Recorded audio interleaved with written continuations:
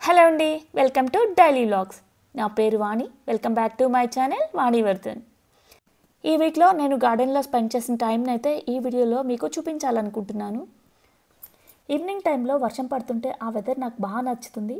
అందులోనూ ఇలా మొక్కలతో స్పెండ్ చేయడం ఇష్టం. సో పైకి అయితే వెళ్ళలేం కదా, వర్షంలో తడుస్తాం. అందుకని ఇలా బాల్కనీలోకి వచ్చి కొద్దిసేపు మొక్కల్ని చూస్తూ, వర్షంలో తడుస్తున్న మొక్కల్ని చూస్తూ ఉండిపోతాను. మొన్న ఉసిరికాయలు కోసాను ఈ చెట్టు నుంచే. చిన్న ఉసిరి చెట్టు అనమాట, నాటు చెట్టు.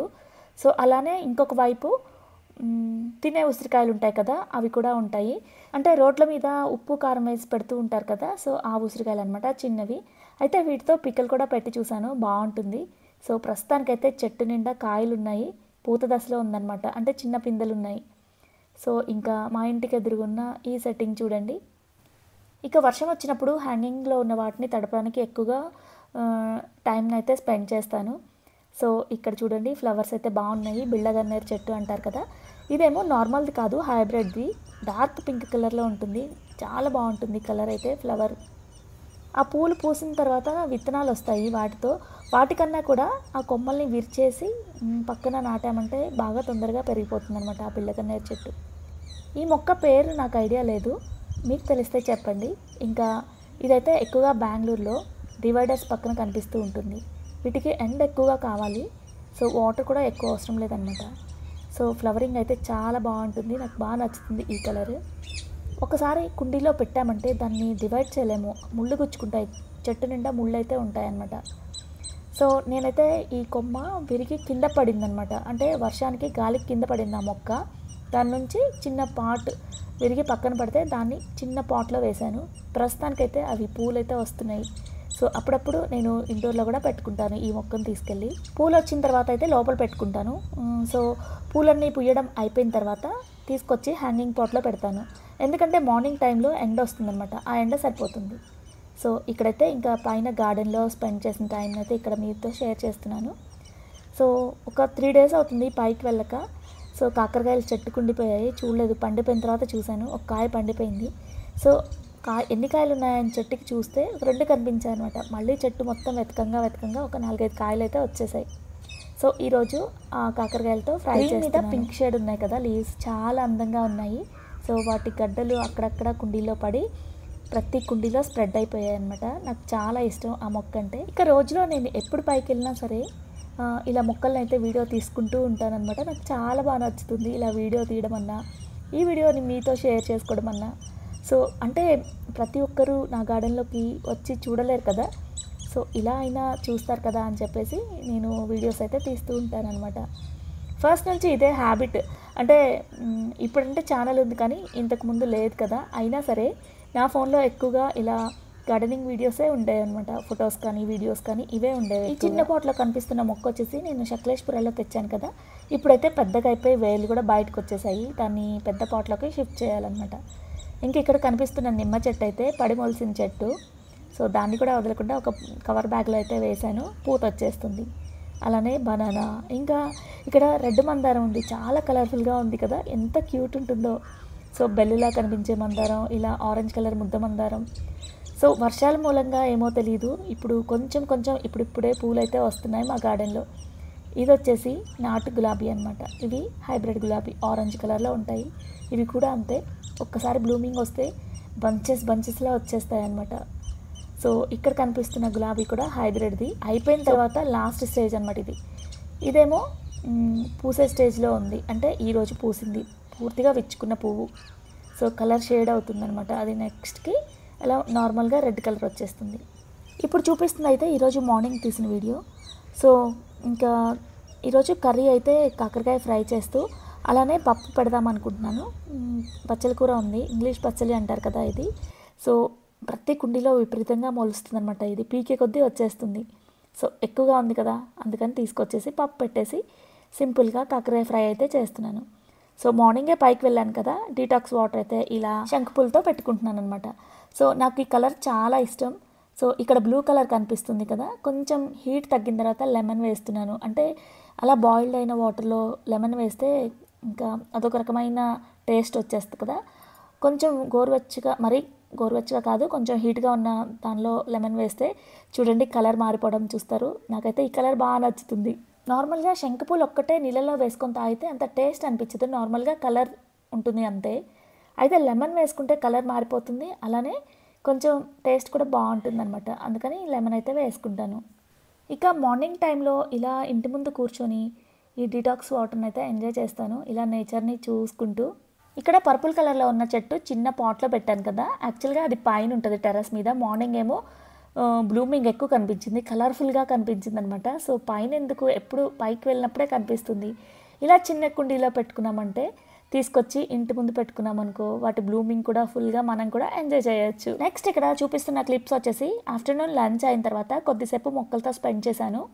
అయితే చాలా రోజులు అయిపోయిందనమాట, వీటికి వాటరింగ్ ఒకటే చేస్తున్నాను. ఎప్సమ్ సాల్ట్ స్ప్రే చేస్తూ ఉంటాను వీక్లీ వన్స్, లేదంటే 15 డేస్కి ఒకసారి.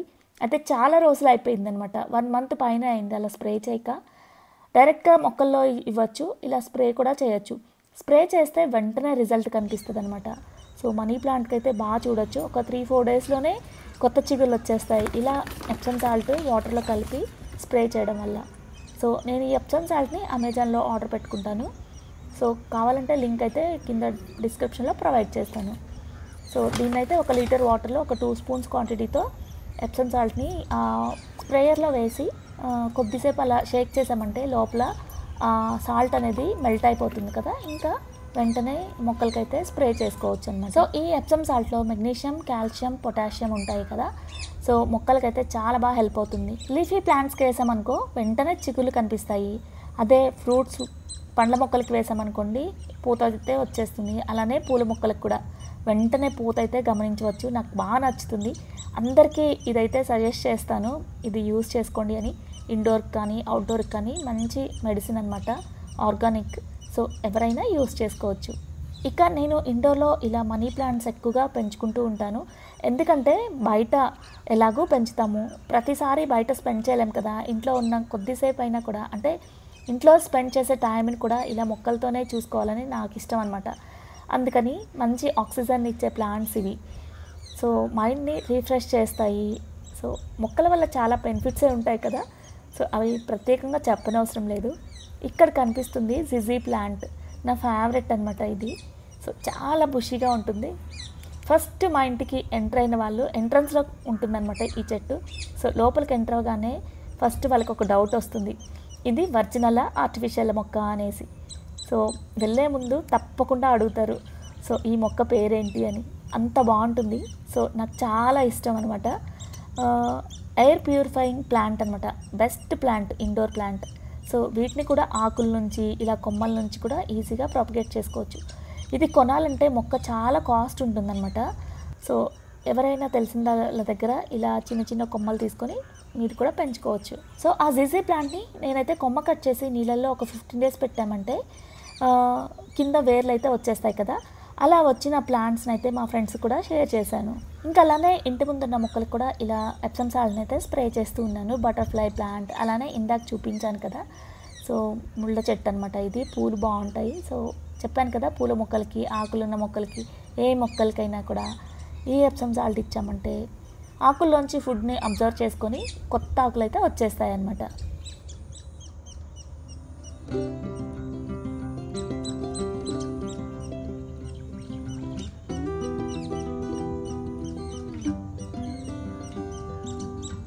మా ఇంటి ముందు అట్రాక్షన్గా కనిపిస్తుంది అంటే అది స్పైడర్ ప్లాంట్ వల్లే. ఇదైతే కింద బేబీ ప్లాంట్స్ కింద హ్యాంగ్ అయిపోయి ఉన్న బాస్కెట్ కనిపించకుండా వచ్చేస్తాయి అన్నమాట. సో నాకైతే బాగా నచ్చుతుంది. ఏ ప్లాంట్ అయినా ఇష్టమే, అది ఇది కాదు, గడ్డి చెట్టు కూడా ఇష్టమే అనమాట, ఎందుకంటే అది గ్రీన్ కలర్లో ఉంటుంది కాబట్టి. సో ఇక్కడ red colour, green colour and pink కలర్లో లీవ్స్ వస్తాయి. ఇవి డిసెంబర్లో మాత్రమే ఎక్కువగా కనిపిస్తూ ఉంటాయి, అందుకే వీటిని క్రిస్మస్ ట్రీస్ అని కూడా అంటారు. మా ఏరియాలో ఎక్కువగా హౌస్ కన్స్ట్రక్షన్స్ జరుగుతూ ఉంటాయి, దానివల్ల ఫుల్గా డస్ట్ అయితే వచ్చేస్తూ ఉంటుంది. ఇండోర్లో కూడా అంతే, మొక్కల మీద డస్ట్ పడిపోయి అలా గలీజ్గా కనిపిస్తాయి కదా, అందుకని ఇలా క్లీన్ చేసే బదులు ఇలా ఎప్సమ్ సాల్ట్ని స్ప్రే చేస్తే ఎలాగో మొక్క నుంచి ఫుడ్ అబ్జర్వ్ చేసుకుంటుంది, మట్టి కూడా క్లీన్ అయిపోతుందని చెప్పేసి ఈరోజైతే ఈ పని స్టార్ట్ చేశాను. నార్మల్గా అయితే ఇండోర్లో ఉన్న మొక్కలు, అంటే నేను లోపల పెట్టుకునే మొక్కలు ఉంటాయి కదా, వాటినైతే టైం ఉన్నప్పుడు ఎప్సమ్ సాల్ట్ వాటర్లో క్లాత్ ముంచేసి ఒక్కొక్క ఆకు క్లీన్ చేసుకుంటూ ఉంటాను. సో ఈ మధ్య కొంచెం బిజీగా ఉన్నాను, టైం కుదరట్లేదు. చేయాలని ఉంటుంది కానీ టైంకి ఏదో ఒక పని వచ్చేస్తూ ఉంటుంది. ఆ పని కంప్లీట్ అయ్యేలోపు ఇంకా తర్వాత చేద్దాంలే అని పోస్ట్పోన్ చేస్తూ ఉంటాను. ఇక్కడైతే విరజాజి చెట్టు కింద వేశాను కదా, దానికి కూడా ఇలా స్ప్రే చేస్తూ ఉన్నాను. ఎందుకంటే కొత్త మొగ్గలు వచ్చేస్తాయి చూడండి. మళ్ళీ ఒక 10 డేస్లో మీకే చూపిస్తాను. అందరూ అడుగుతూ ఉంటారు, నా మొక్కలు ఎందుకు ఇంత హెల్తీగా ఉన్నాయి, టిప్ చెప్పండి, మీరు ఏం ఫాలో అవుతారు అని. సో ప్రతిసారి నేను షేర్ చేస్తూనే ఉంటాను, తప్పనిసరిగా ఎప్సమ్ సాల్ట్ యూజ్ చేయండి అని. చేస్తున్నారో లేదో తెలీదు. ఒకవేళ నన్ను చూసి మీరు ఎప్సమ్ సాల్ట్ యూజ్ చేస్తున్నారా అయితే కామెంట్ సెక్షన్లో షేర్ చేయండి. ఇది యూజ్ చేయడం ద్వారా మీ మొక్కలు ఎలా ఉన్నాయో. నెక్స్ట్ ఇక్కడ బ్రహ్మకమలం చెట్టుకు కూడా ఇలా ఎప్సమ్ సాల్ట్ అయితే స్ప్రే చేస్తున్నాను. ప్రస్తుతానికైతే మొగ్గలు లేవు కానీ కొత్తగా ఆకులు అయితే వచ్చేస్తున్నాయి మళ్ళీ. సో ఇక ఈ వీడియో ఇంతటితో కంప్లీట్ చేస్తున్నాను. మరొక వీడియోతో మళ్ళీ కలుద్దాం. ఇలా నాకు తెలిసిన టిప్స్ని మీతో షేర్ చేసుకుంటూ ఉంటాను. ఈ వీడియో మీకు యూజ్ అయిందని అనుకుంటున్నాను. నచ్చితే తప్పకుండా లైక్ చేసి కామెంట్ చేయడం మర్చిపోవద్దు. Thank you for watching and stay tuned.